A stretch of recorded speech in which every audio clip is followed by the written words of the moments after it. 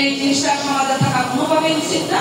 এটাকে নির্মূল করতে হবে মানুষের মঙ্গলের জন্য, আমার যুব সমাজকে নিশ্চিত যুগের সামনের দিকে এগিয়ে যাওয়ার জন্য এবং আগামী প্রজন্ম যারা আছে তাদেরকে সঠিক পথ প্রদর্শন করার জন্য।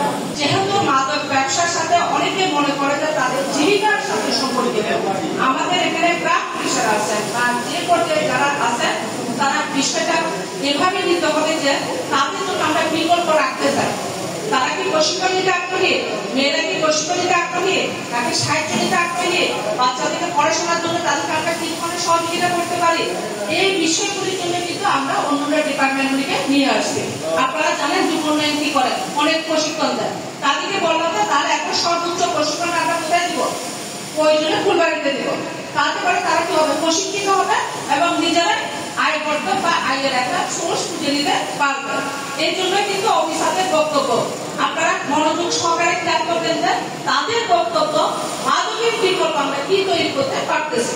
অনেক গুরুত্বপূর্ণ মাদক বিরোধী অভিযান পরিচালনা করেছি এবং এরই পরিপ্রেক্ষিতে আমরা বেশ কিছু সফলতা অর্জন করেছি। কিছুদিন আগেই আমরা যেমন 1 মণ গাঁজা কুড়িগ্রাম সদর থেকে 1 মণ গাঁজা উদ্ধার করতে সক্ষম হই এবং সেই সাথে আরো কিছু ইয়াবা এবং অনেক মাদক দ্রব্য আমরা উদ্ধার করতে সফল হয়েছি। কিন্তু আমরা এখন লক্ষ্য করছি যে এই ফুলবাড়ি উপজেলার দিকে সেখানে মাদকের যে চোরাচালান বা মাদকের যে প্রকোপটা সেটা অনেক বেশি এবং এই কার্যক্রম বন্ধ করতে সকলেই আপনাদের সাহায্যের প্রয়োজন। আপনাদের এই এলাকার সম্মানিত যারা বাসিন্দা আছেন বা নাগরিক আছেন, আপনারা সরকারি হচ্ছে আমাদের জন্য আসল শক্তি।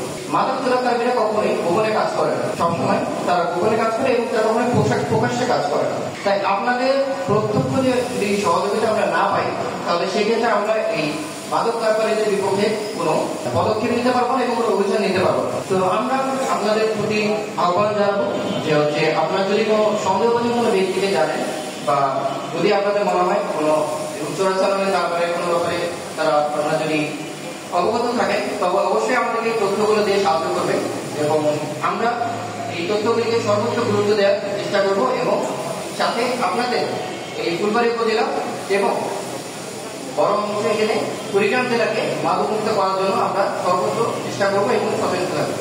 মাদকের বিরুদ্ধে মাদকের রাস্তা না ভেঙে দাও, গুড়িয়ে দাও, ভেঙে